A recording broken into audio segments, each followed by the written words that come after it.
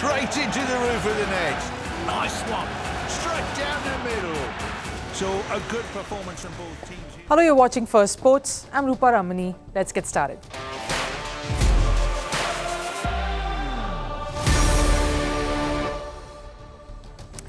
On the show today, Ugandan female Olympian Rebecca Cheptege is in critical condition after her perpetrator set her on flames. But is there a pattern in Kenya, the birthplace to legendary runners, many of them female? More on this on the show. We get you stories from the Paralympics as well. The beds have come under the scanner once more. It's the same cardboard anti-sex beds, and the organizers failed to provide a proper one to a para-athlete from Iran, who's also the second tallest man in the world. And the Indian Paralympic contingent has surpassed their medal haul of Tokyo. What has been the difference? And to those thinking, why did the Indian Olympic contingent fall short? We explain why this is a flawed comparison. But first, a look at the headlines on Sports 360. Starting with football, Argentina's national team has urged their fans to avoid discriminatory chants during the World Cup qualifier against Chile. FIFA could sanction Argentina with a reduced stadium capacity for future matches if such chants occur. The penalty would affect Argentina's next qualifier against Bolivia. Argentina's plea follows a video of Argentine player Enzo Fernandez targeting France after the Copa America win. That enraged France and many football fans the world over. Over in cricket, Pakistan's men's test team has dropped down to the 8th spot in the ICC's latest rankings. This after they suffered an embarrassing 2-0 whitewash at home to Bangladesh. This is Pakistan's lowest ranking since 1965, marking a significant downturn in their cricketing history.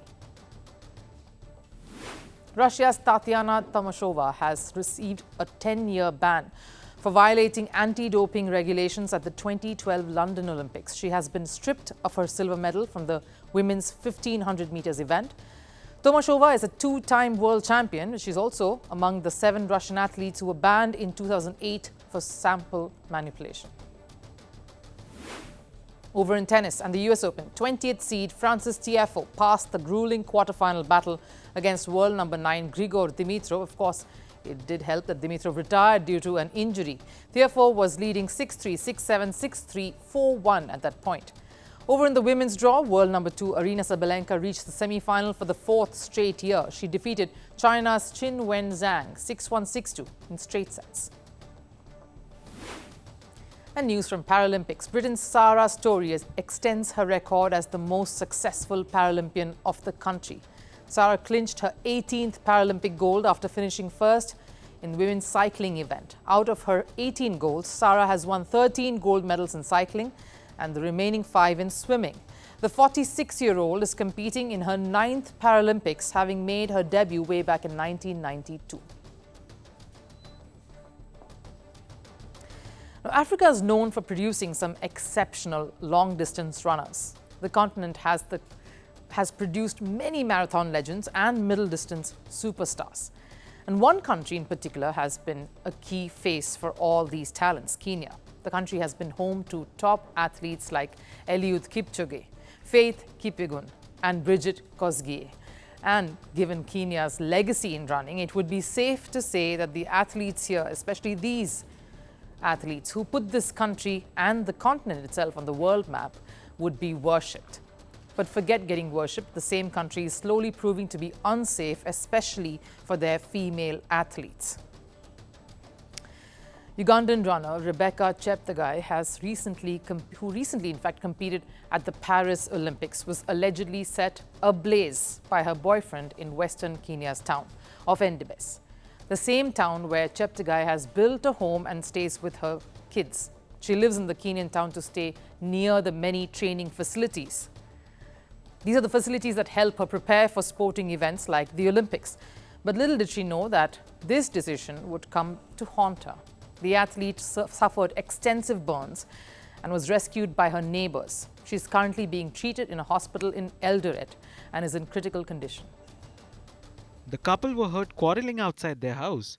During the altercation, the boyfriend was seen pouring a liquid on the woman before burning her.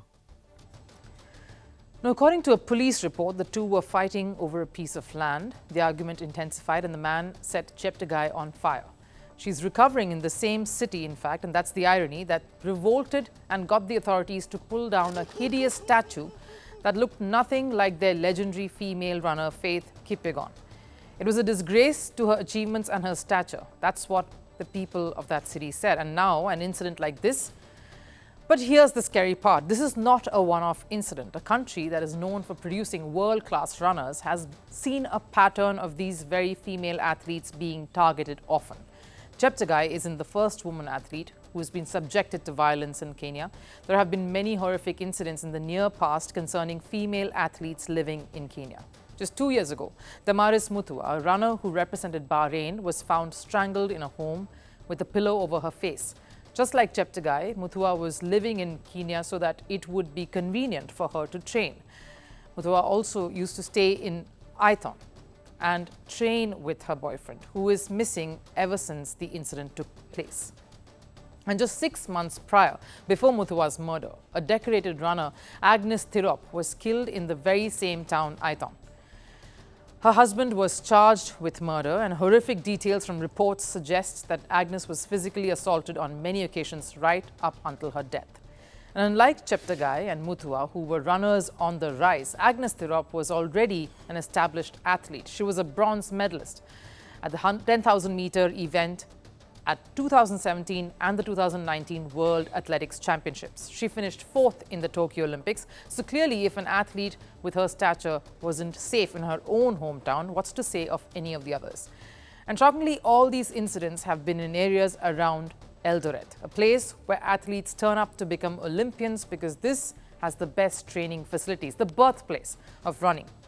From Eldoret to Aiton, a place famously called as home of champions and now Endebess. All the places known for producing Olympians, runners who have gone on to rule the world and are now under scrutiny for not being safe for these very athletes. But only the women. Because these three aren't the only female athletes who've been targeted in the near past. There are possibly many other athletes who come to Aiton from all across Kenya only to face the worst circumstances. An investigative report, in fact, speaks about one runner who wanted to battle poverty by becoming an Olympic runner for Kenya. She obviously wanted to keep her identity private. Her trainer happened to be her boyfriend, who engaged in the most toxic environment that completely broke her. From taunting her that she wouldn't win big to even threatening to slit her throat. This is just one story. There could be many more. And these cases alone show similarities of being targeted by the one person the athlete knows best. A gender-biased targeting resulting even in death, which is somewhat a reflection of the growing femicide in Kenya. Kenya has one of the highest rates of femicide in Africa. A report in 2020 suggested that an estimated 47 women were killed every week. The numbers, a 50% increase from those recorded in the last decade alone. But despite these numbers, the incidents concerning female athletes is even more shocking, because if a place like Aiton, whose identity is because of these Olympians and established international runners, is throwing up these disconcerting episodes, and the truth probably is more severe than it seems.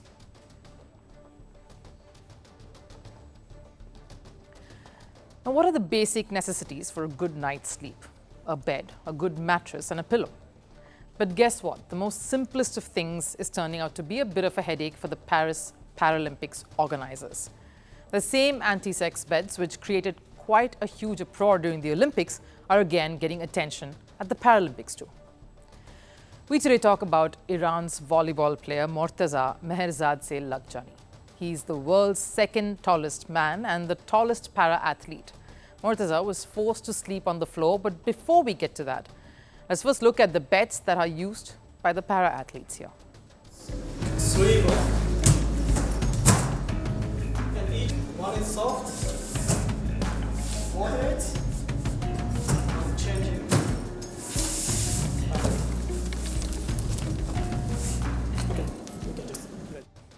Now, it's the same small cardboard beds which were used at the Olympics. Paris is maintaining the same eco-friendly narrative at the Paralympics as well, but with a little modification. They've been installed at a special height, which makes it accessible for the para-athletes. All good, but what about the length?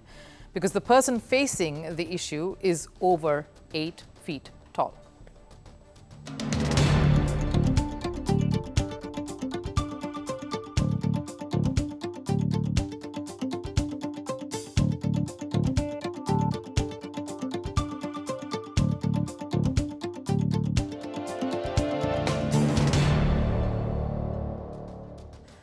Now, while the organizers were kind enough to think about the height of the beds from the floor, the length still remained the same, the average size bed that can only accommodate one person, but not someone as tall as Murtaza. And let's be honest, quite a squeeze for an averagely tall person anyway.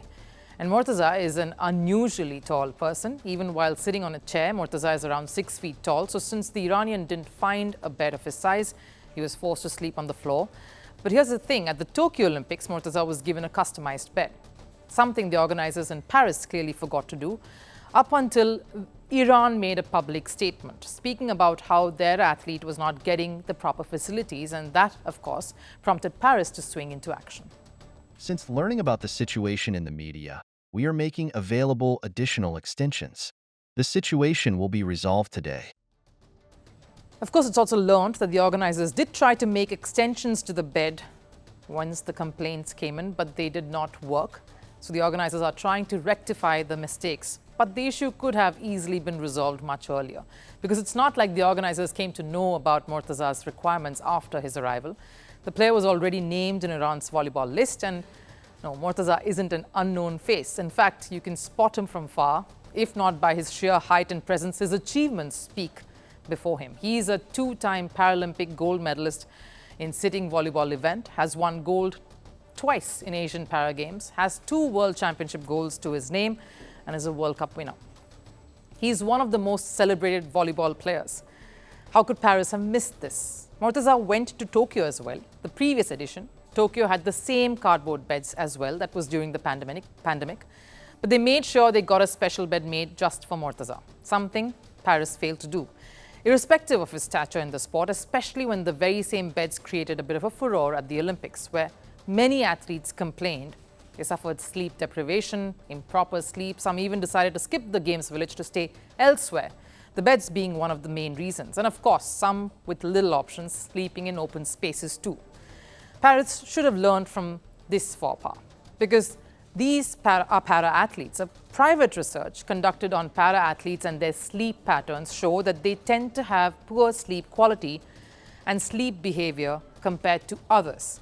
They suffer symptoms of insomnia, waking up through the night, movements during sleep, and overall poor sleep quality. It's because of the health issues they face and the injuries they are prone to, more than other abled athletes. So it was more essential for the Paralympic organizers to get this right, to provide the proper facilities for all of their para-athletes. Murtaza's coach, though, says the player has embraced the situation and was focused on his performance. He doesn't have a special bed, but he has got the most important aim in his mind.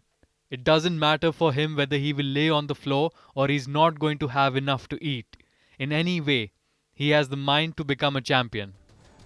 Clearly, Murtaza wasn't too bothered about sleeping on the floor. More than the facilities, he's concerned about making his country proud. And it comes as no surprise, because Murtaza has seen and been through far worse. He's someone who spent 11 years all indoors, barely stepping out of his house because people stared at him because of his unusual height. He's a Paralympic champion now, so obviously people see him a little differently, but to Murtaza, it is him battling yet another challenge. He probably doesn't care about what the organizers provide him with. At the end of the day, all he would want to do is walk away with a gold medal and sleep in the comfort of his home as a 3-time Paralympic gold medalist.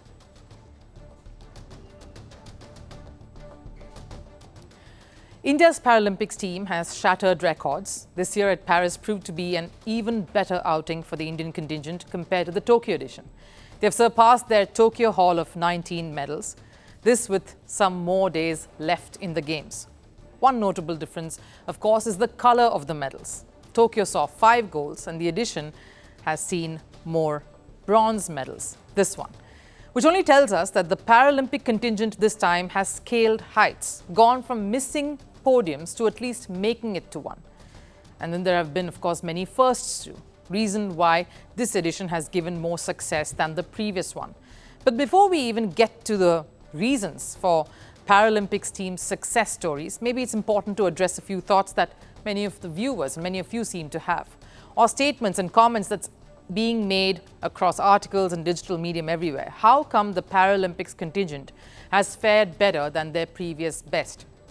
or how come they have performed better than the Olympics contingent that travelled to Paris just a while ago this year. Now, first of all, any comparison of any kind is not just. And in this particular case, despite the Indian system being the same, and I'll tell you why. Now, while it is easy to compare India's Olympic performance to the Paralympics one and draw parallels and make jibes, history, tradition, and the whole dynamics of sport itself will tell you that it is a flawed comparison. The parameters, the challenges, the scope and competition itself is varied for both. Like an Olympian athlete himself says, while the Olympics showcases the human edge of performance, a Paralympics showcases excellence in the human spirit and will.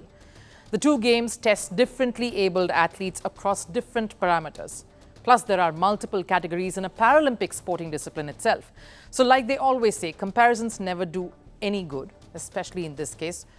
So what has worked for India's Paralympics contingent this time? Who are the stars who have fought against all odds to come out triumphant? We have to talk about athletics up front. This edition has seen a marked improvement in track and field, an area that has always eluded India. India has managed to win 11 medals in athletics events this edition. This is the highest that they have achieved so far. In fact, in the span of just 30 minutes last evening, India won 4 medals to take their tally crossing 20. So some standout stories are seen here too. Of course, winning a gold is the biggest achievement, and that went to Sumit Antal.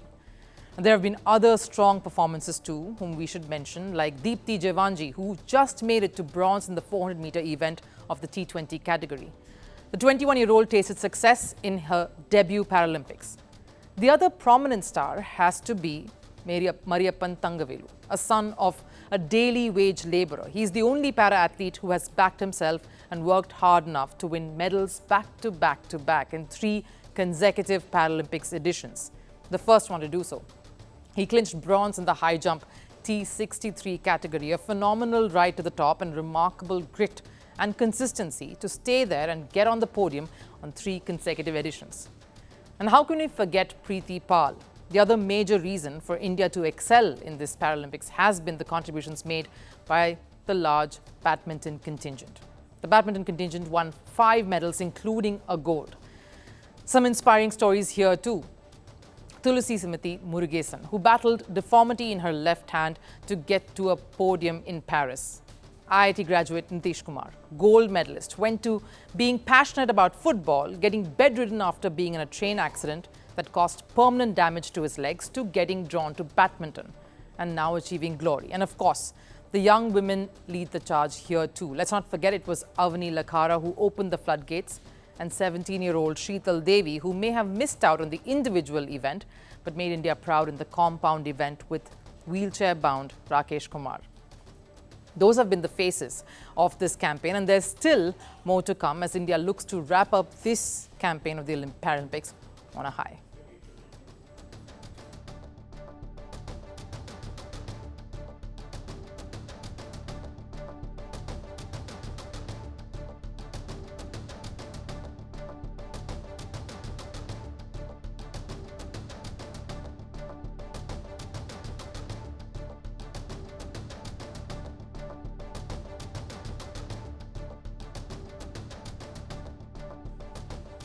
Time for last serve. A lot of daredevil athletes decided to run at the foot of the Tunupa volcano in Bolivia. Players from all over the world took part in the Tunupa race at the Salt Flat. Take a look.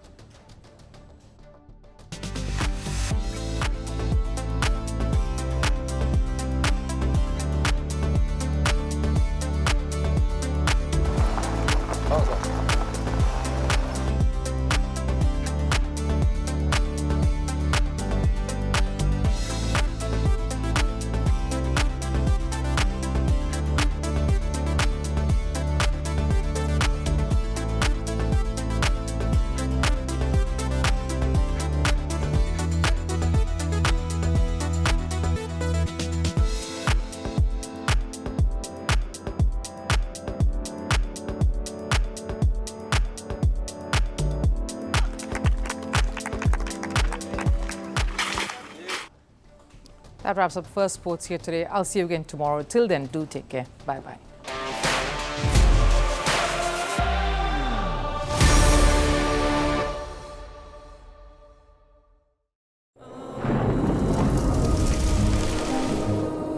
Climate change is on our doorstep. It's time for a revolution to take root. And it starts with 1.4 billion Indians. It starts with one tree for humanity, one tree for Mother Earth, one tree for our future. Project One Tree, a News 18 network initiative.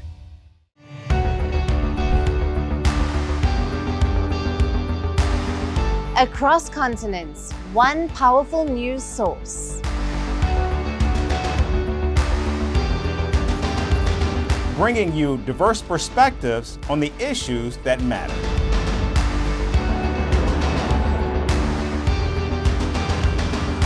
We go beyond the boundaries to give you that little extra about every sporting moment.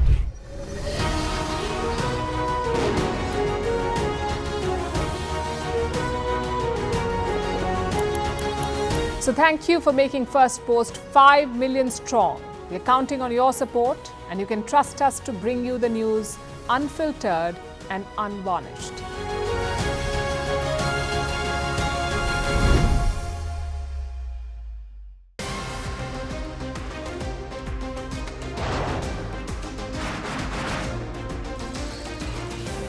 On the show today, the T20 World Cup bandwagon has moved across to the West Indies. What can we expect